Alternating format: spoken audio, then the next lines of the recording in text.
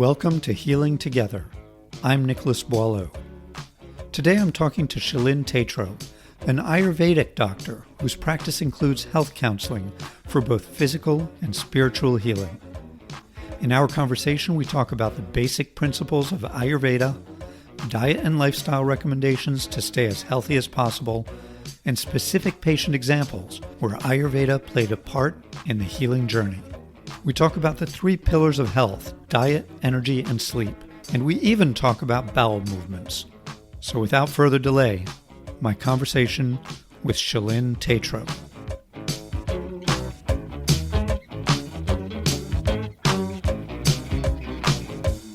Well, I'll actually start by talking a little bit about Ayurveda and how that fits in my life and the kind of work that I do. So Ayurveda is a traditional science, and its origins come from India. And the word Ayurveda translates to mean life knowledge or life science. And so it's one of the oldest medicines that we have. One of the many reasons why I love Ayurvedic medicine is that it does not view the individual as a separate entity per se. There's an understanding that we are all connected. We're connected with each other, and we're also just a part of nature as everything else. So Ayurvedic medicine, it does exist in the United States at this point, but it's not very well known quite yet, but hopefully that will change over time. I decided to study massage therapy. I wanted to become a massage therapist. I have a twin sister, and she had gotten her license, and she would talk to me about just how much she enjoyed it. We're both very health conscious. We're both athletes. In our personalities, we're very similar in a lot of ways. We really like to have a certain sense of independence with our work and our daily life and how we can make our own hours. And so becoming a massage therapist was a really good fit. And I thought that would also be a good fit for me as well. So I went to school to study massage therapy about 15, 16 years ago, got my license. And Ayurvedic medicine uses a lot of what we call sense therapies as ways to treat imbalances in a person. And when I say sense therapies, I mean we use the sense of sight, the sense of smell, the sense of taste, the sense of sound, and the sense of touch. And so massage therapy was a great starting point because I then went on to learn a lot of the traditional Ayurvedic body therapies. And so my first introduction to Ayurveda was through learning really specific body therapies under that tradition. And then after practicing the different body therapies for quite a few years, I then returned back to school to study more of the underlying principles and theories behind it. And so I studied with, I would say most cohesively, through the California College of Ayurveda with Dr. Mark Halpern. So at this point, after having years of practice, so being an Ayurvedic practitioner, where I would consult with my patients through the years of practice and education that I've received, as well as I do supervision work where I actually oversee students with their clinical work. I'm at the level of doctor, so Doctor of Ayurveda through the National Ayurvedic Medical Association. So I have a home practice at home, a private practice, and I also have a center where patients will travel from all over to receive this specific type of work. And I'm sure we'll go more into that. You use the term medicine and science, and we're used to, Western medicine, which is allopathic medicine. Can you just talk about the relationship between Ayurveda and allopathic medicine, whether they're competitive or complementary? So my understanding is, and my belief, my strong belief is that there is no competitiveness between allopathic medicine and Ayurvedic medicine. My understanding of allopathic medicine is that type of medicine is used to treat symptoms that a patient is suffering from. And it's also a very good practice for treating people that are experiencing very extreme levels of imbalance and disease. So meaning like if someone is having a heart attack or in the middle of a stroke or has suffered some kind of severe accident, car accident, that kind of thing, allopathic medicine is an excellent choice. It's an excellent choice for the more advanced levels of the disease process. Where Ayurveda can really step in and be a great complement to allopathic medicine is that we employ a lot of what we call preventative medicine, meaning working with the patient before symptoms become really, really aggravated and obvious. We have ways in Ayurvedic medicine to recognize when a person is in the initial stages of disease that are not necessarily recognized in allopathic medicine. So it's great to actually use them in complement to each other. Also, Ayurvedic medicine can be used to help people recover from, once they've received maybe more assertive treatments in allopathic medicine, like chemotherapy, radiation, some major surgery. Ayurvedic medicine can then step in as a way to help that person recover more fully. Diet and lifestyle, it's a really major part of how we work with our patients in Ayurvedic medicine. So it's one thing I love about that is that it creates a real personal type of empowerment for the individual to heal and to learn how to heal themselves. When you talk about disease, and I think about disease as sort of dis-ease, like things being unsettled, and you use the term being out of balance, and you talked about the initial stages of disease. Yes. And again, in my mind, that's sort of the initial stages of something not being right. Can you speak a little more about what disease means in your mind? So disease, and of course I'm referencing in terms of the Ayurvedic perspective. Disease in our viewpoint is basically when a person forgets that their true nature is connected to everything else. So I know that's kind of like a large statement, but meaning that we have certain ways of keeping ourselves in balance through what we call the 3 pillars: proper diet, proper management of energy, like how we expend our energy through the day, and proper sleep. And so when we start to see shifts in those 3 pillars happen, that is a surefire way for disease to begin to manifest. So if a person is having trouble sleeping, or if they're making incorrect choices with their diet, then we try to bring them back on track with that. That's really helpful. And it's also really theoretical at this point, and this might be a good time to delve into an example or two. Like, I can certainly think of myself when I'm in, again, using that term, dis-ease or out of balance and what's going on. And you're absolutely right. That certainly hits energy, it hits diet, it hits sleep. I'm wondering if you have actual examples you can give us that illustrate what you're talking about. Sure. I'll just speak kind of broadly, and then I'll go to just 1 or 2 specifics with patients that I've worked with. But a colleague of mine, we discuss our cases often because, more than one mind can really help sometimes when working with treatment plans. He's seen a lot of cases where a person is ready for gallbladder surgery, and through his protocols, he was able to help quite a few people avoid that surgery. And so, and just to be clear, this isn't to override any allopathic medical decisions. It's more like working with. So let's say a person is scheduled for gallbladder surgery because they've had many gallbladder attacks and they're really suffering. There can be a choice working with the doctor, with the surgeon, to say, okay, let's give it another 2 months under supervision.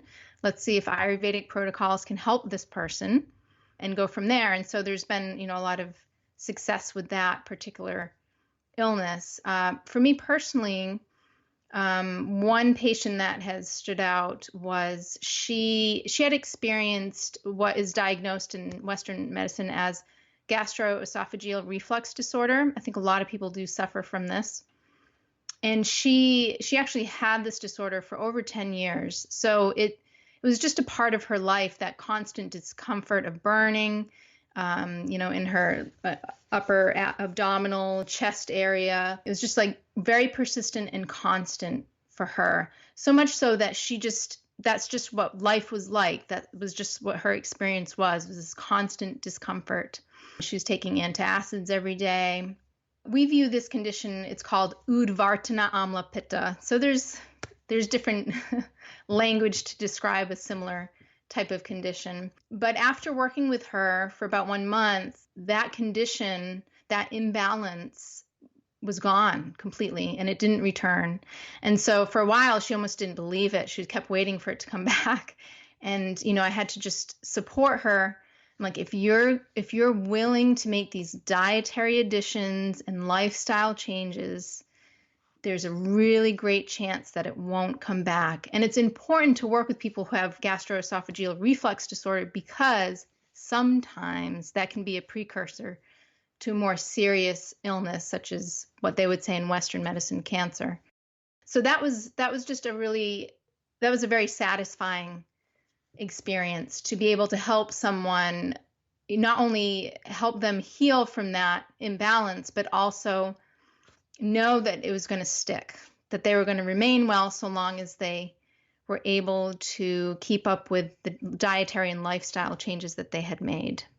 And so that's really important too. It's like the patient does have to be willing to take their health into their own responsibility, under the guidance, of course. Right. And I think any allopathic doctor would say, and certainly surgeons I've met would say, surgery is a last resort. You do anything you can, and we'll do anything we can to help you with your symptoms before we put a knife in you and open you up.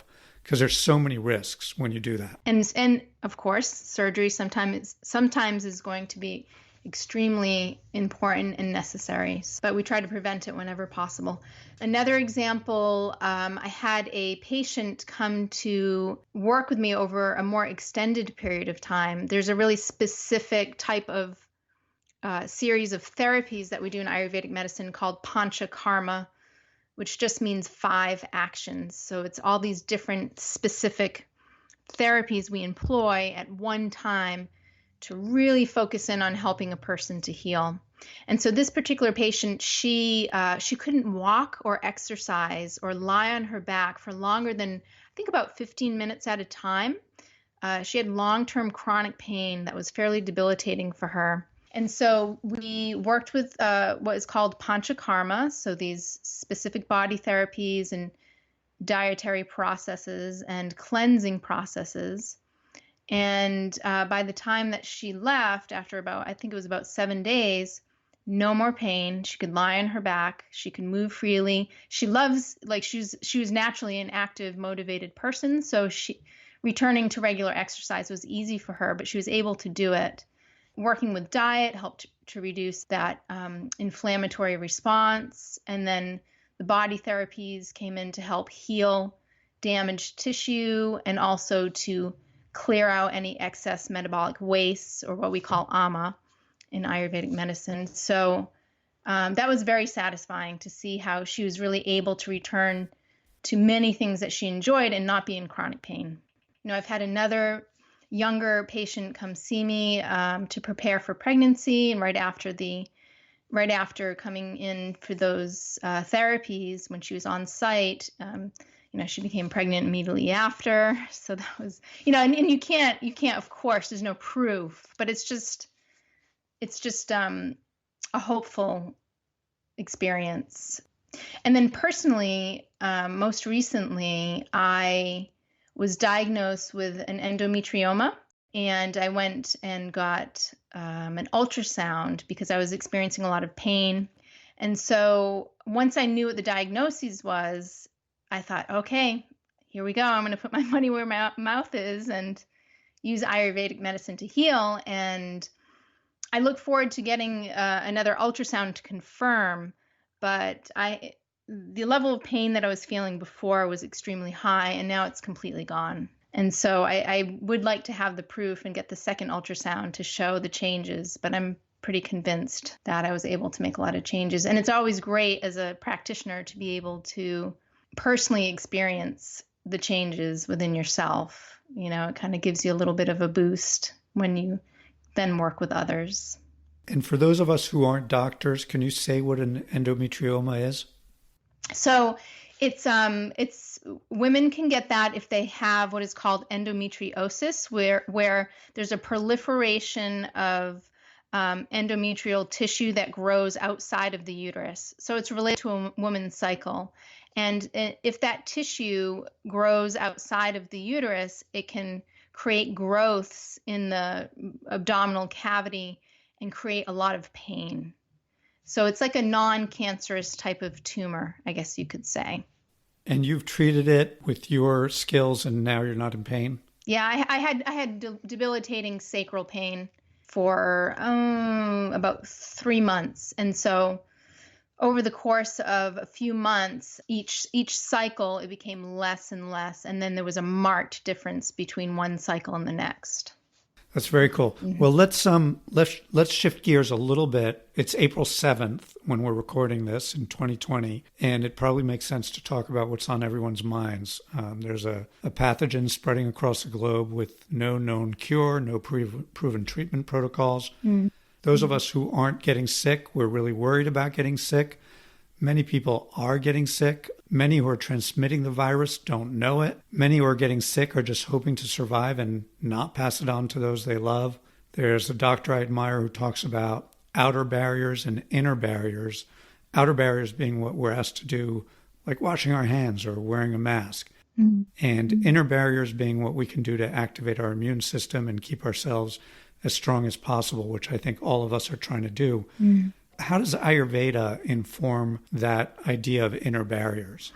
Well, I really like that this doctor feels it's as important to create inner barriers as outer barriers. I really agree with that. And this is where Ayurveda and other traditional medicines can really be of benefit right now, because we have a deep understanding that we are all born with a certain type of inner strength and immunity. And so this inner strength and immunity, it is our immune system, but it's also our ability to withstand stress. So meaning like if something dramatic is happening in our life, if our inner strength and immunity, we call it ojas, if that is high, if it's strong, then we're able to handle stresses without being completely shattered by them. We're also able to handle fighting off pathogens, so viruses, bacteria, that kind of thing. And so there are ways to actually support building up and restoring what we call ojas, or our inner barrier, as you say. We do that by getting proper sleep. So it's going back to the basics: proper sleep, proper food and how we eat our food, and then how we manage our daily output of energy. It's also important for us to be aware of, in order to support our immune systems, to not encounter stress repeatedly if possible. So meaning, obviously we can't always choose that. There are things that will happen beyond our control all the time, like this pandemic. But I would advise people to really think about what is it that you're taking in through your senses. So like your sense of sound and your sense of hearing and your sense of sight.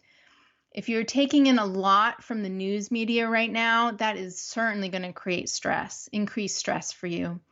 And I would advise people, as a way to take care of your immune system, to actually take pauses from looking at the news, really limit that intake, because I feel like it's actually creating a lot more harm than good at this point, and it's creating a lot of stress in people. There's a lot that is blown out of proportion and sensationalized to create a sense of fear in people. And so whenever we're agitated like that, our immune system is compromised and it gets fatigued.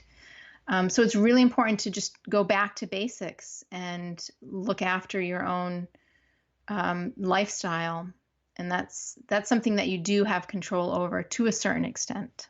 Yeah, I think the media is particularly geared at triggering our amygdala in our brain and yes. getting our fear centers pulsing with energy, right, and keeping us coming back for more. Because, of course, we're programmed, if we're scared of something, to pay attention to it, right? Correct, because it's survival. So the media leverages that part of human nature. At the same time, I think it's really important to stay informed and know what the latest protocols are and what the practices you should be doing to keep you and your family safe. So there's a balance there. There's about, like everything, there's a balance. So, one piece of advice would be simply, okay, maybe choose to look at the news or look at local news, find out what, your governor is talking about maybe once a day. I feel like that's actually plenty. And earlier in the day is better than later in the day, because as we're preparing for sleep, if you start to fill your mind with more fear-based information, it's certainly going to be harder to sleep. So it's better to become informed earlier in the day if possible. I do feel like a lot of reports are done later in the day, but you kind of have to do your best with that. Yeah, there's nothing wrong with catching up on the reports in the morning. Exactly. You're not going to miss that much. We're kind of in a little bit of a holding pattern right now. We're all being asked to take a pause. I feel like it is an opportunity for us as a global community to start to shift our momentum. So we as a global community have been moving in a certain direction with a lot of force and momentum. Our economies have been working a certain way. We are quite interdependent upon one another. And it's really hard to make major shifts and changes when everything is going along at the same momentum. And so this pandemic is actually asking us to take a pause, and in that stillness, where a lot of things are shut down, the regular day-to-day routines are very much closed off. It's giving us a chance to go into stillness so that we can then shift our momentum to create some kind of changes. I personally am concerned for people that are underprivileged, that are dealing with poverty. We really have to find different ways to start to care for each other, as opposed to this idea of climbing a ladder that really doesn't serve us as a global community at all. So, that's one thing about the virus that's really interesting is, of course, it has no barrier, meaning it's going to affect everyone regardless of your social or economic standing. Yeah, that's really interesting. Usually there's certain stratas of society that could protect themselves from nearly every danger or threat. Right. This one you can't protect yourself against. Right. Not to the same degree. I mean, you can protect yourself more by building your immune system. There's, bringing in healthier foods. There's herbal medicines that are supportive in general. I'm not speaking specifically to this particular virus, but there are antiviral herbal formulas that we use in Ayurveda that can help, that can act as a support. And so it would be great if that could be accessible for everyone. But that's what we can do. We can turn towards improving our health as a way to be able to fight off this virus. Yeah, and truth be told, some of us are more protected than others simply by virtue of the fact that we don't have to go to work every day during these moments, or we're able not to work with patients. And then there are other people who are on the front lines who, yes, thank goodness for them. And we should all be incredibly grateful to them. They're, they're filling bags at the checkout of a grocery store and getting exposed to hundreds of times more people than the rest of us, or they're wheeling patients in and out of emergency rooms, or they're at a morgue, or they're doing some of the essential work that's keeping us going as a society right now. Yes, it's true. I don't know how those people are managing their self-care, but I think one of the best things we can do for them is stay healthy. Yes. And make sure that we're not the next person that they're having to take care of and lean over and expose themselves to our germs. Right, exactly. Yeah, it's really about thinking about other people right now. Yeah, I agree. So you talked about the energy, exercise, and diet. And I just want to pause a second on the sort of energy element, maybe even a spiritual element part of this that Ayurveda addresses. Can you speak to that briefly?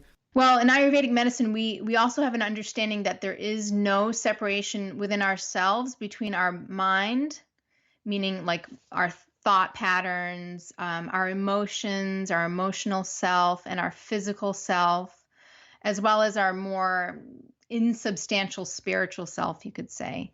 And that spiritual self is really about our connection to others and to everything else. And so if you're taking care of one aspect of yourself, let's just say the physical self, so you're eating well and you're getting good sleep and you're not overly stimulating yourself with fear-based media, that kind of thing, then that's also going to affect your mind and your emotions and your ability to respond to situations as opposed to reacting to them. And then another way to work with the stresses that can happen in your mind and emotions is to incorporate practices that are considered more quote unquote spiritually based. A lot of people are familiar with the word meditation. So sometimes as an Ayurvedic doctor, I will actually prescribe specific types of meditation to my patients so that their mind, their body can be supported. And so meditation is it's a practice to quiet the mind and be with the self. And it does take practice, and some people have an easier time than others, and there's different ways to practice it. Some people actually do need to move their bodies as they're meditating, but it's a practice of sitting with the self, being with your mind, allowing your thoughts to come through, not judging the thoughts. There'll be many of them that come through your mind. It can even be nonstop sometimes. But eventually you reach a place of stillness and you begin to become aware that you are indeed part of the bigger picture. I would add that meditation gives you an awareness too that there's something separate, some kind of consciousness that's separate from the thought of the moment. The more you separate from the thought of the moment, the less stressful that thought becomes. As I practice seeing my thoughts and being aware that they're thoughts and they're not necessarily me, at those most stressful moments, I become more and more able to exercise a little bit of decision-making authority over whether I'm going to wed myself to that thought at this moment or just accept it as something that's passing through. Right. And I think that's a little bit what you're talking about. There's a freedom there, or a little bit of turning the dial down on stress, because over time you're able to achieve a little bit more equanimity as there are huge shifts in mood around and within you. Right. And it's not to dissuade people from actually having thoughts or emotions. I mean, that's part of the reason why we're here as human beings, is to experience emotions and to live with these minds. But I believe it was last week, for a couple of days, for various reasons, I have a lot of big changes going on in my life with a lot of uncertainty, financially, but also even where I'm going to be living in the next few months, and also caring for a young child, my daughter. There's a lot in the mix right now, and my practice shifting quite dramatically for the temporary moment anyway. I can only work with my patients online right now. I can't see anyone in person. So there were a couple of days where I was basically a puddle on the floor, just really full on sobbing, crying, feeling dark. And because of my regular meditation practice, I was able to develop an aspect of myself that I call the observer. So even while in that pretty deep state of despair, there was a side of myself saying, yes, of course you're having these strong emotions. There's a lot going on right now. And just do it. Just go through with that and be a mess. And, if your self-care does fall off for a little bit of time, that's okay. It's like a time to kind of just reassess and allowing myself to kind of go through that time was really helpful. But then also having that observer part of myself, the part that could be like, okay, this is happening right now, and in time it will shift. In time things will feel a little calmer for you. It's almost like you've developed your own internal coach, right, who can watch what's happening, acknowledge that it's happening and fully experience it, but at the same time be a voice with perspective to frame this experience for you. Yes, absolutely.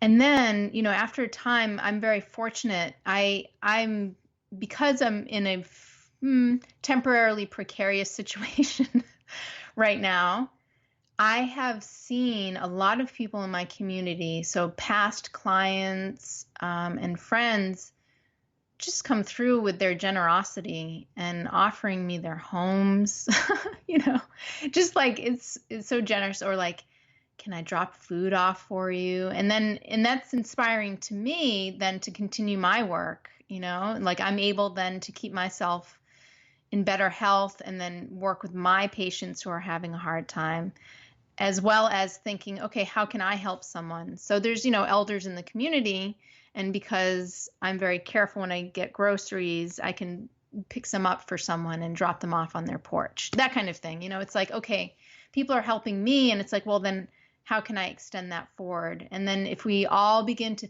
think in that way, like, how can I serve other people? We're going to get through this difficult time with a lot more ease. Yeah, I totally agree. And I think the harder the time we go through, the more compassion it also gives each of us. And the more, you know, it's ringing our own bells when we hear someone else going through something difficult. So I want to shift gears a little bit within compassion, or compassion to oneself. Mm-hmm. You talked about diet. Yeah. To be honest, you and I have talked about diet before. You've made some recommendations to me. Mm-hmm. I failed miserably in implementing those. Mm-hmm. And all of the things we're talking about aren't necessarily easy. Like popping a pill is so much easier than meditating. Yeah. And diet is one of those things that I think, certainly in America, where we have a really disparate and confused food culture, a lot of people struggle with diet and how to manage eating properly. I'm wondering if you can give a little counsel there, maybe some easy ways or even examples of recipes where they will really affect your well-being and make you feel a little bit better, maybe be healthier, but maybe not be too difficult to implement in a regular American life at a regular American grocery store. Yeah, absolutely. And I like that you're asking me to be really practical, because that is important. It's like you can have, in theory, you can have all these perfect protocols to help a person get well, but there's also the reality of how can that person implement things. And so there is an understanding in Ayurveda that how we eat our food is just as important as what it is. And sometimes it's even more important. So I can give you an example. So I work a lot with people with how they eat their food, and so changing habits around that.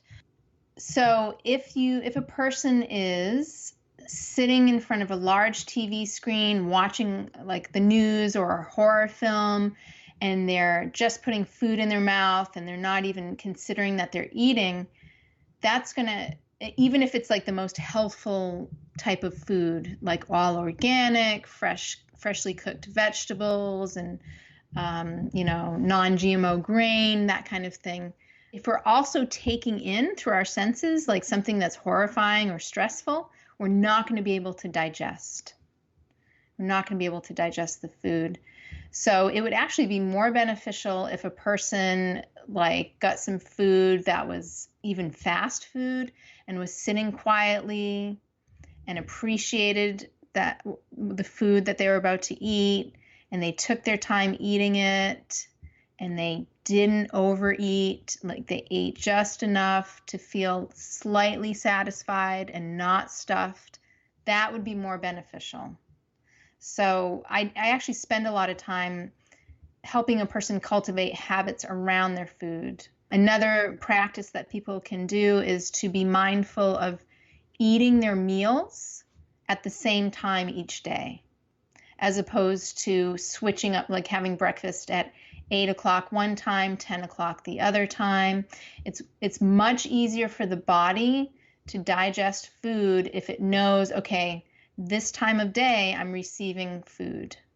So that's even before adding or changing your diet. It's just how you eat that can be really helpful. This is before even any recipes. You're saying be mindful of how you're eating and where you are and what you're doing while you're eating. Yes. And maybe even focus on the eating experience. Yes. As a way to help your body digest well. And then you're also saying have a schedule so your body is prepared to eat at a certain time and knows what it's doing.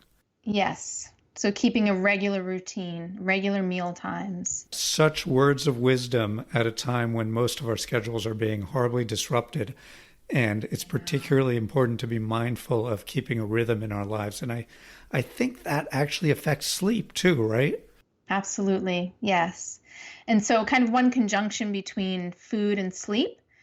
One way to promote easier sleep for yourself, particularly if you have a hard time falling asleep, is to make sure that you actually are done eating food by about 7 o'clock. And I know for some people that will seem very, very early. And of course, it depends on you as an individual. Like if you work until 8, that may present, specific challenges for you. And that's why I work with patients, because I really do work with an individual schedule. But overall, finishing eating for the day by 7 p.m. is actually going to help you have a more restful sleep, because our organs function differently in the day than they do at night. And so if you're eating in the nighttime, it's not giving your organs a chance to do their nighttime work. Right. And that's assuming you're not a night shift worker. Right. And I work with people who actually do work night shifts. And so then my recommendations are going to be very specific to them. Let's dive into some specific diet recommendations. And I'm actually remembering now that there's one thing you gave me that I kept doing, which is the CCFT. Oh, yes. Coriander, cumin, and fennel. Is that right? Yes. And I still make that, and you're going to tell me if I remembered it right. The way I do it is half a teaspoon of coriander, half a teaspoon of fennel, and half a teaspoon of cumin in a little tea ball. And then I, marinate that for however long. Yeah. And it's actually really good. And it's really good with just a little bit of honey too. Great. Which yeah. I don't know if I'm allowed to put the honey in it, but I do. Yes. Honey is great. It's a food. It's a medicine. It is one of those foods, though, that you do not want to cook. There's an understanding in Ayurvedic medicine that if you cook honey, all of the beneficial enzymes that are in the honey are no longer there, and it actually will start to create excess metabolic wastes in the body. So you don't want to heat up your honey. So you can just put it in your tea when you're ready to drink it, right? So it's warm but not really, really hot. So I could delay a little bit of putting in my tea. Yeah, I would delay it a little bit longer. And then the dose that you talked about, I don't know how many cups of water you're using. If it's is that per? That's for 1 cup of tea. I just pour it over the tea ball. Yeah, so that's like a lighter dose. It's not like a heavy medicinal dose. That's a good daily dose of tea. That will help with your digestion. It will keep it stronger and balanced. Those particular herbs also help to move the fluids in the body. So anyone that needs a little bit of support with their kidneys, that might be helpful for them. It's gentle enough where it's not going to create too much of a strain for them. So that's great. I'm glad that stuck for you. But speaking of, so you spoke of cumin, coriander, and fennel. And so those are 3 spices. And that was one thing that I was going to advise to people. No matter what you're cooking, like you might have some favorite recipes of yours, I would consider a nice way to start thinking more health conscious for yourself with food is to always, always, always add herbs and spices to your cooking, no matter what it is. So for breakfast, if you're having cereal of some kind, even if it's cold milk and cereal, you add a little cinnamon to that. If you're cooking for people that eat meat, if you are roasting a chicken, you want to make sure that you're putting a lot of spices on there, like maybe thyme, and you can put oregano on there. There's so many choices. If you're making homemade pasta sauce, or even if you're using pasta sauce out of a jar, which a lot of us are doing right now, you can add extra spices to that. So some dried basil would be good, for example. If you're making eggs, like scrambled eggs, you can put in a little pinch of turmeric. It's that like deep yellow orange spice. You can mix that in with your eggs. It'll make your eggs have like a deep orange color, which is kind of fun. But just getting into that habit of thinking, okay, I'm going to make this thing that I make. What spices and herbs can I add to it? Because herbs and spices help us to digest food. And does it matter if they're dried or they're fresh? So both are useful. So in the wintertime for us, for our climate, of course, we have to use dried. Unless you grow some herbs inside the house. And do you have like a specific recipe you might give for even breakfast that people could do pretty easily and wouldn't require them to shop at a store with anything special? Yeah, so I think right now we have to think a lot about, dried foods. So really like a simple oatmeal recipe would be a half a cup of the rolled oats. So those aren't the quick oats, but they're not the whole oats. They're kind of in between. They don't take a lot of time to cook. So this is per serving, a half a cup of rolled oat, about 1 cup of water, maybe 1 cup and a little bit more. You want your oats to be slightly soupy, not sticky and dry.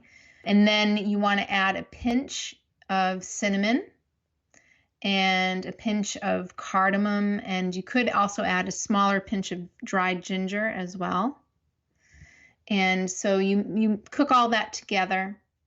And then you can add, at the end, you can add a little drizzle of maple syrup, or if people know what clarified butter or ghee is, you can add a teaspoon of ghee on top of that. Or if you don't have ghee and you eat butter, you can put a teaspoon of butter on top of that as well. So it's a pretty easy recipe that is grounding, it's calming. Like oats have a slightly calming effect to our nervous system. So that's a really easy recipe to cook. So if we wanted more recipes, I realize it's hard to do over a podcast. Do you have suggestions for cookbooks that give an easy start and maybe not too complicated ones? Yeah, there's one that talks a lot about Ayurveda, but then there's plenty of recipes as well. Like you don't even have to read the beginning chapters on Ayurveda. It's called Eat, Taste, Heal. So that's one cookbook that you can get pretty easily. You can order it online, I believe. In your practice right now, what are patients talking to you about the most? What seems to be on everyone's mind? And I realize it's probably going to skew towards COVID-19, but I have just been personally checking in with every patient about how they're doing personally with this pandemic and all the changes that they've had to make. And so, yes, of course, that's coming up as a major topic right now because I do spend some time with them advising them on ways that they can kind of support their immune system, mostly herbally, but other ways as well.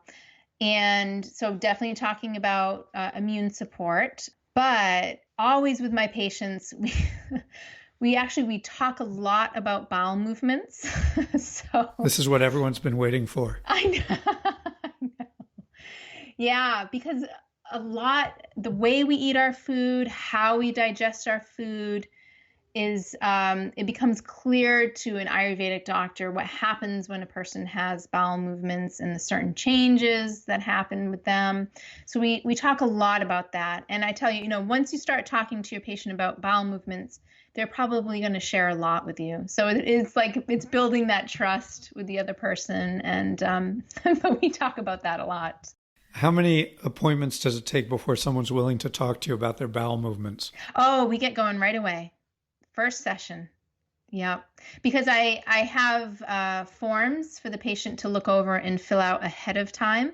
So even before I meet with them, I'm asking them questions about their bowel movements. And some people won't know because they don't really pay attention to that, which is fine. That's understandable. So if they don't know, then I have them actually take a week or so to try to notice. And so that they can tell me more specifically what's happening for them. And is there a normal, or is this sort of a all over the map thing? Well, in terms of an individual, there can be a range of how many bowel movements a day. Usually between 1 and maximum 3 is considered healthy, but it really does depend on the individual. Well-formed, meaning not small pieces, not rabbit pellets, not little hard balls, but well-formed, almost like the shape and consistency of a banana. So anything different than that, there's actually a little bit of imbalance that's showing up for that person.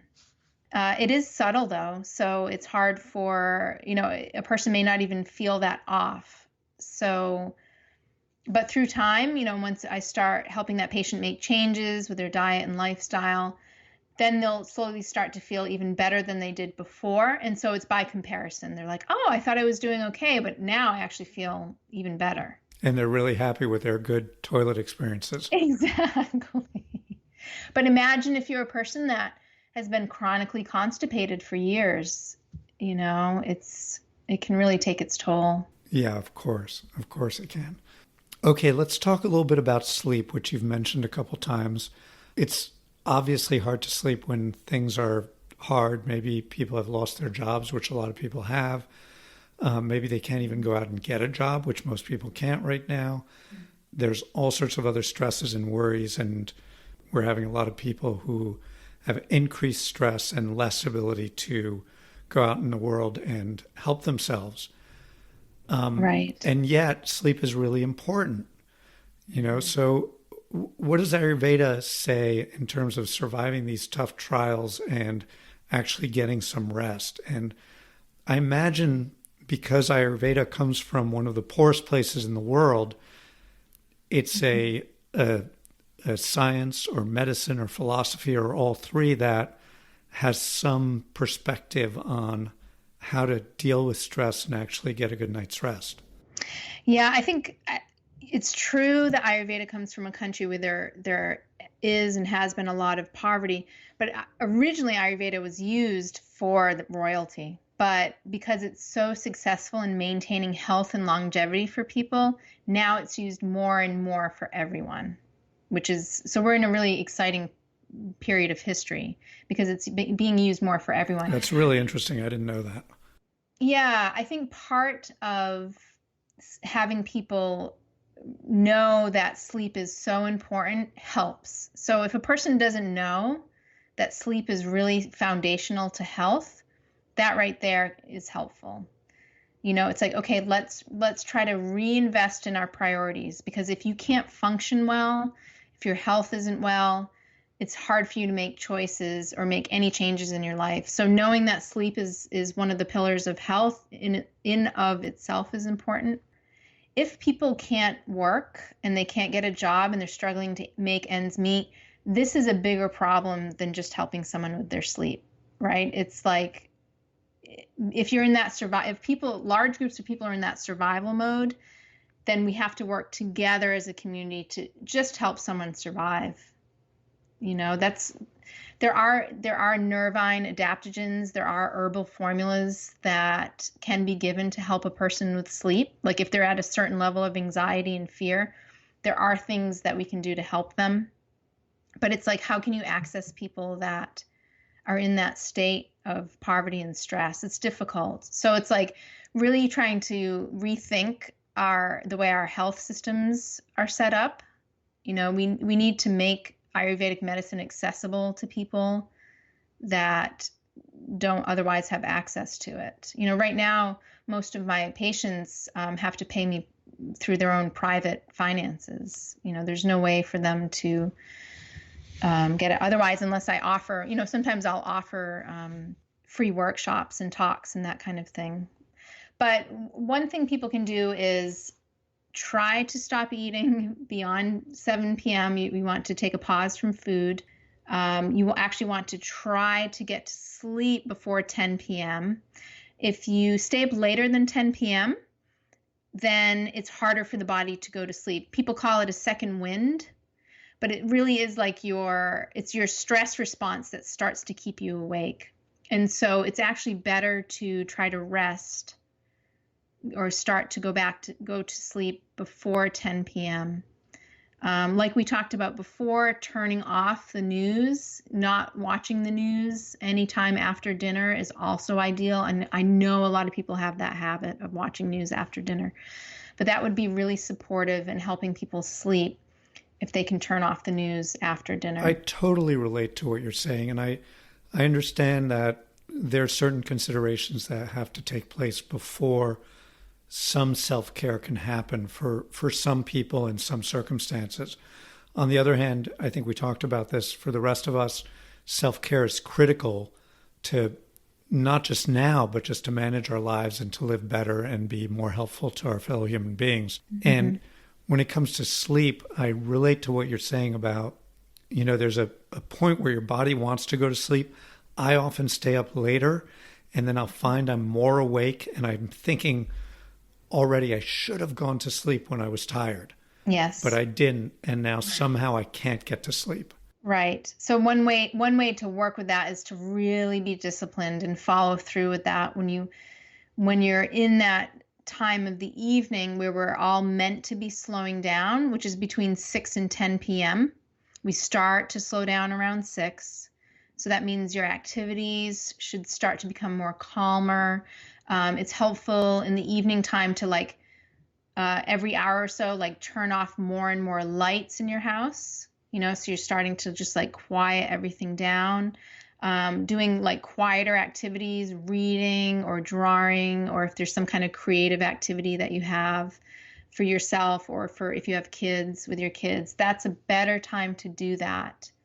So a lot of parents I know are really stressed right now with having to both work and then all of a sudden try to have school for their kids. It's nearly impossible. I would really encourage parents to try to be really generous with themselves, not trying to do everything. Difficult to do, but you're absolutely right. And I think the wind down period is so important. When we do it in our house, it really works. You get a better night's sleep and you feel better in the morning. And there's something really enjoyable about the winding down, the lowering of the lights, the not looking at anything that sort of excites your central nervous system. At the same time, it's not easy to do and it's not easy to schedule. But it bears saying that there's an enormous amount of documentation out there that if you want to keep your body safe and you want to perform well, and there are all sorts of correlations with, having less disease in your life, with living longer, that sleep is really important. And there's a massive amount of documentation people can look up and books being written about it all the time. Right. Like I said, in Ayurveda, it's one of the pillars of health. And I think what the science is showing now is there's actually a lot of magic that happens in your sleep in terms of cell repair and brain repair and all the things that make you feel better and able to perform better during the day. Yes. I thought before we wrap up, we could do a few rapid fire questions, just short answers to a few quick questions, and then we'll close for today. Sure. So, top resources you go to for feeling good? I actually love stand-up comedy, and for a couple different reasons. One is because sometimes a comedian will talk about a topic that maybe I don't agree with or uncomfortable with, but they bring light to it. They bring lightness to it. And I think it's really important to maintain a sense of humor as much as you can, because that brings light to yourself, to other people. I think it's a resource, and I think everyone is binging on TV and Netflix. So who do you like in comedy? I like Tom Segura. I think he has a new special out now. There's so many people. Whitney Cummings, Kevin Hart, of course. Yeah, we get a big kick out of Jim Gaffigan in our family. Oh, yes. Yeah, he's good. And he's good for families because he's a little bit he doesn't curse a lot and that kind of things. Right, a little bit more family friendly. Okay, if you could meet any healer from all of time, who would it be? Oh, can I just say more about other resources? Really? Yeah, absolutely. Okay? But sometimes, so on the other end, I'll read spiritually uplifting material. So one of my teachers, he passed about a year ago, Roy Eugene Davis. He has a lot of different writings, and he talks about meditation, and he talks about maintaining a spiritual life, but he's very practical.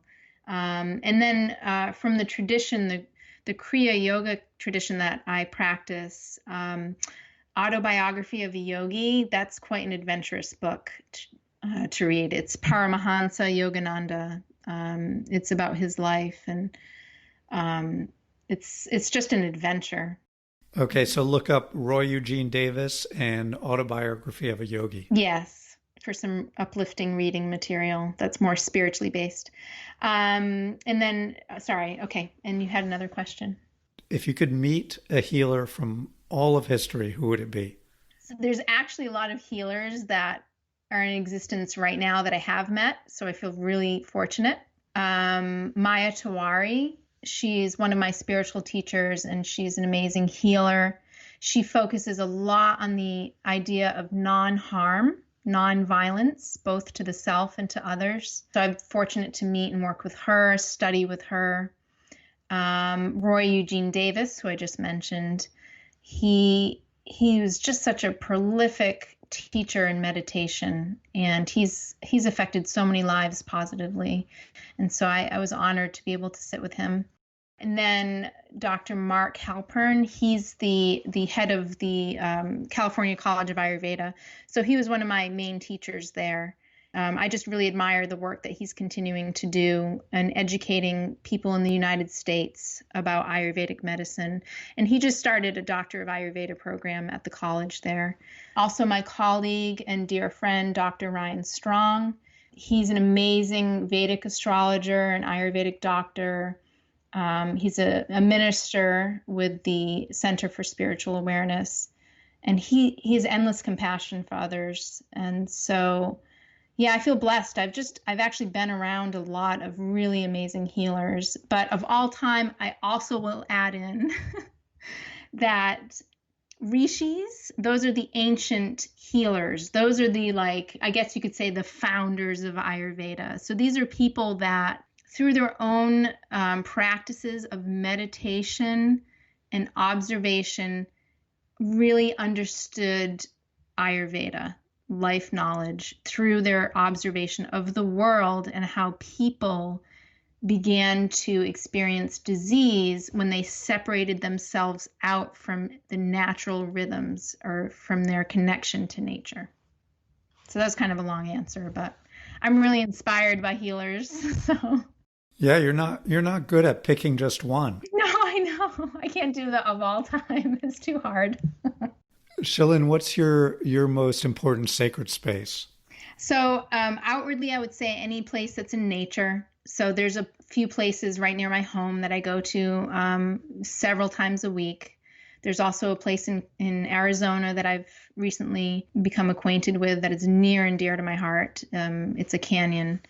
But ultimately, my best sacred place is within myself. And I connect with that by doing my work, by maintaining my path, my work with others, sitting in meditation. That's kind of the heart of my best sacred place, I would say.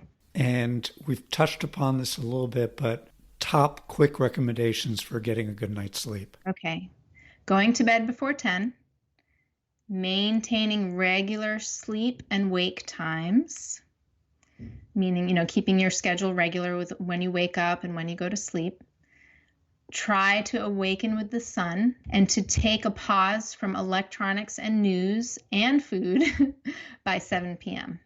Chelynn, this has been a really great conversation. Before we stop, how do people find you? So a great way to find me is to go to my website, which is my first name and last initial. It's ChelynNT.com. ChelYNNT.com. You can also do a Google search for Lotus Ayurveda. Those are probably the best ways to find me. Great. Thank you for taking the time, Chelynn. It was great to talk to you. Thank you. You too, Nicholas. Okay. Bye-bye. Bye. Healing Together is produced by Healthily. Our theme song is Ramble, composed and performed by Ed Morneau.